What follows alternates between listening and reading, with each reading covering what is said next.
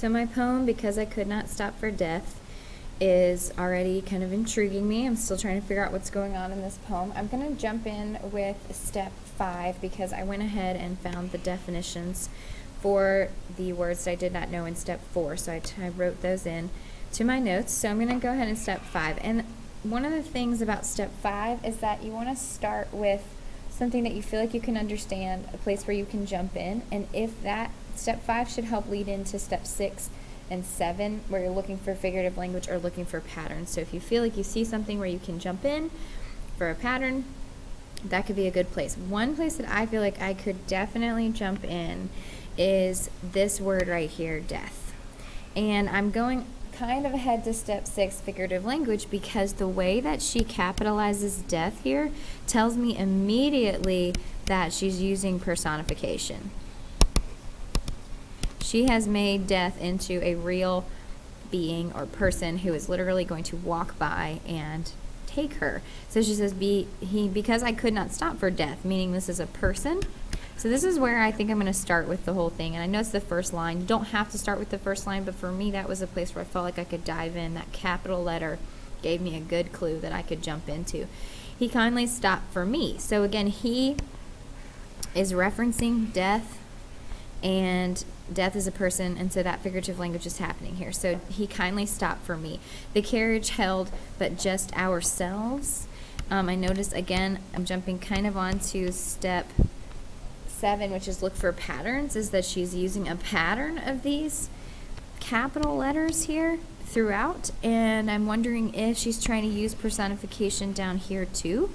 And immortality would be a place where she could personify immortality perhaps. So I'm thinking about how that might tie in as I keep going and continuing to look for patterns. So jumping in at the place that I could understand, which is this personification, has led me to find a pattern and led me to continue down further into my poem. And then I see that she's also capitalized civility, school, children. So there's just all over the place this use of capital letters is giving me some kind of hint towards what it is that she is meaning to express with this, and perhaps as personification. So now that I'm seeing a pattern, I can go in and look for how the figurative language is working, and I can see her purpose behind that.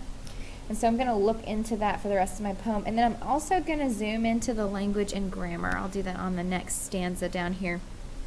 Throughout the poem, another pattern that I'm seeing, just visibly looking at it, is that she is using dashes everywhere. Or rather, he passed us, and the quivering and chill, and my gown, and this. So it's interesting how she's using the dashes, and I'm gonna put here dashes show. I'm feeling like it's starting to show that maybe a thinking pattern, like or rather dash he passed us. So she's kind of referencing the speaker is thinking through what happened.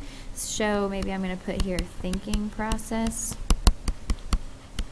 and see if that helps me to understand better as I go down where she uses them. She uses them at the end of the line, which is interesting, and she also uses them in between parts of the line to show her thinking and to point to a new part. And interestingly enough, she ends it with the dash. So this dash is going to play a big role in my poem because clearly she's doing it for some specific reason.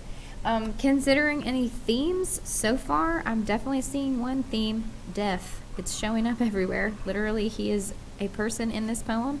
So one theme that I'm noticing is death. But I'm also noticing this sense of like perhaps finding a place to go after you die. So an afterlife. So I'm going to look into those themes as I keep going and see how else my annotations and my thoughts can develop about my poem. So you do the same thing and it will work well for you.